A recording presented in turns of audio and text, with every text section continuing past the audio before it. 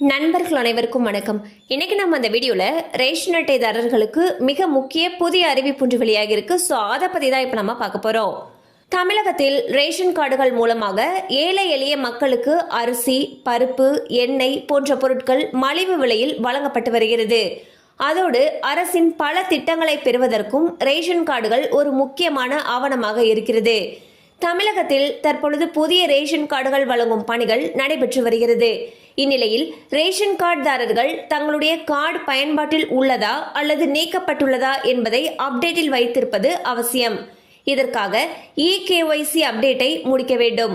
இதற்கு முதலில் செப்டம்பர் வரை கால அவகாசம் வழங்கப்பட்டிருந்த நிலையில் தற்பொழுது அக்டோபர் 31ஆம் தேதி வரை கால அவகாசமானது நீட்டிக்கப்பட்டுள்ளது.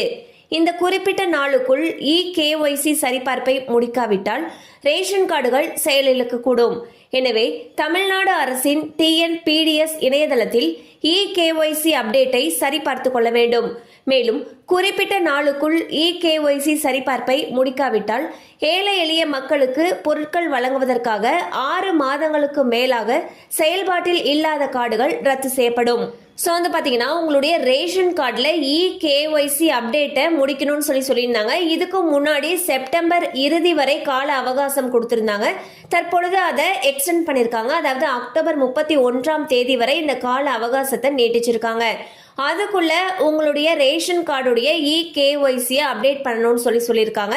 இதில் வந்து நீங்கள் ரேஷன் கார்டை வந்து கடந்த 6 மாதமாக பயன்படுத்தவே இல்லை அப்படிங்கிற பட்சத்தில் கார்டுகள் ரத்து செய்யப்படுறதுக்கு வாய்ப்புகள் இருக்கிறதாகவும் தகவல்கள் வெளியாகியுள்ளன. ஸோ உடனே உங்களுடைய ரேஷன் கார்டுடைய EKYC அப்டேட் பண்ணிடுங்க. கண்டிப்பாக அந்த அப்டேட் உங்களுக்கு பயனுள்ளதாக இருந்திருக்கும் நம்புகிறோம். மேலும் இது போல் அப்டேட்ஸ் உங்களை உடனே ரீச் ஆகணும்னு நினச்சிங்கன்னா நம்ம சேனலோட தொடர்ந்து இணைந்துருங்க.